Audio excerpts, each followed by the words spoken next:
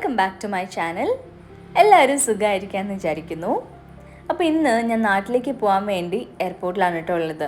ഓരോ തവണയും ഞാൻ എയർപോർട്ടിൽ വരുമ്പോൾ ഞാൻ ആദ്യം ഓർക്കുന്നൊരു കാര്യം എന്ന് വെച്ചാൽ, ആദ്യമായിട്ട് ഫ്ലൈ ചെയ്യുന്നവർ ശ്രദ്ധിക്കേണ്ട കാര്യങ്ങളെ പറ്റി ഞാനൊരു വീഡിയോ ചെയ്തിട്ടുണ്ടായിരുന്നു.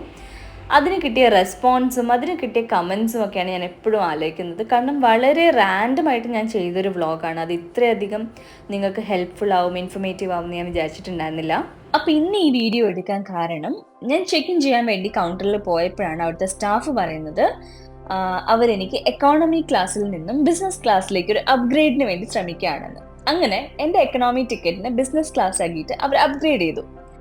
അപ്പോൾ എയർ ഇന്ത്യ എക്സ്പ്രസിൻ്റെ ബിസിനസ് ക്ലാസ്സിൻ്റെ ഒരു ടൂർ നിങ്ങൾക്ക് തരാമെന്ന് വിചാരിച്ചു.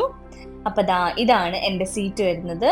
സാധാരണ എക്കോണമി ക്ലാസ്സിൽ 3 സീറ്റ്സ് ആണ് വരുന്നത്, പക്ഷേ ബിസിനസ് ക്ലാസ്സിൽ 2 സീറ്റ്സ് ആണ് കേട്ടോ വരാം. അതും വളരെ കംഫർട്ടബിൾ ആയിട്ടുള്ള സ്പേഷ്യസ് ആയിട്ടുള്ള സീറ്റ്സ് ആണ്.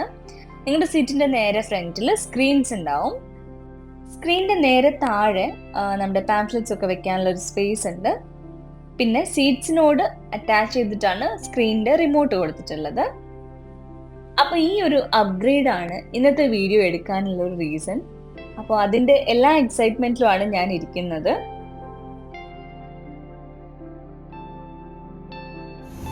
ഒട്ടും പ്രതീക്ഷിച്ചില്ല ഇങ്ങനെ ഒരു അപ്ഗ്രേഡ് കിട്ടുമ്പോൾ. അതുകൊണ്ട് ഭയങ്കര എക്സൈറ്റ്മെൻറ്റ്, എംബാരസ്മെൻറ്റ് എല്ലാം ഉണ്ട്. കാരണം ഫ്രണ്ടിലാണ് സീറ്റ് വരുന്നത്. എൻ്റെ ഇപ്പുറത്ത് ക്രൂ ആണ് ഇരിക്കാൻ പോണേ.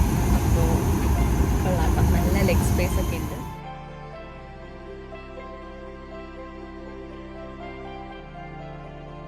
പാസഞ്ചേഴ്സ് എല്ലാവരും ബോർഡ് ചെയ്ത് കഴിഞ്ഞാൽ അവർ ആ സ്റ്റെപ്സ് എടുത്ത് മാറ്റും. അപ്പോൾ അതാണ് ഈ കാണുന്നത്.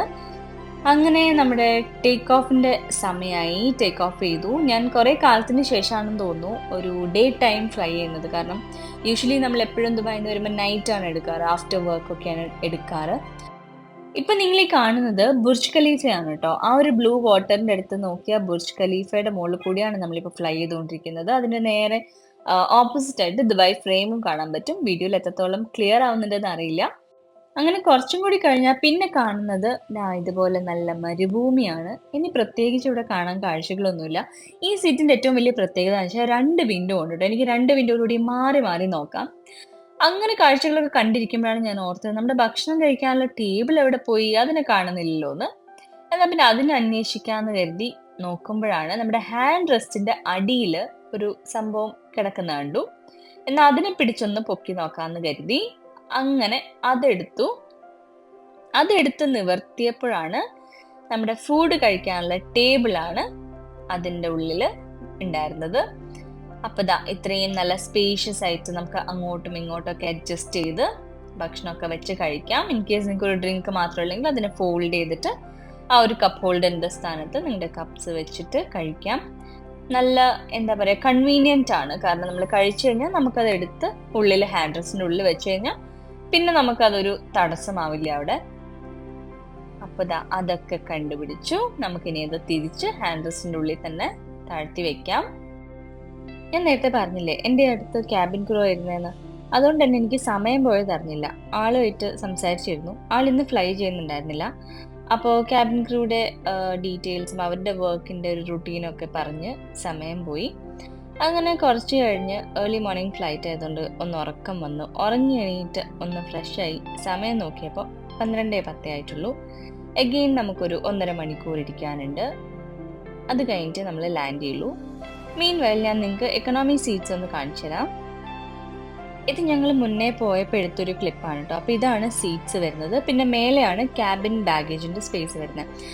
ലാസ്റ്റ് വ്ളോഗിൽ ചോദിച്ചിട്ടുണ്ടായിരുന്നു എവിടെയാണ് ക്യാബിൻ ബാഗേജ് ഒക്കെ വയ്ക്കാൻ. അപ്പോൾ നമ്മുടെ സീറ്റിൻ്റെ ഓവർ ഹെഡായിട്ട് ക്യാബിൻസ് ഉണ്ടാവും, അവിടെയാണ് നമ്മൾ വയ്ക്കുന്നത്. ഫ്ലൈറ്റിൽ ഫുഡ് വേണമെങ്കിൽ നമ്മൾ ടിക്കറ്റ് ബുക്ക് ചെയ്യുമ്പോൾ തന്നെ നമുക്കത് ആഡ് ചെയ്യാനുള്ള പ്രൊവിഷൻ ഉണ്ട്. അതല്ലാന്നുണ്ടെങ്കിൽ ഫ്ലൈറ്റിൽ തന്നെ നിങ്ങൾക്ക് മേടിക്കാനും പറ്റും. അപ്പോൾ ഇതാണ് ലാസ്റ്റ് ടൈം ഞങ്ങൾക്ക് കിട്ടിയ ഫുഡ്.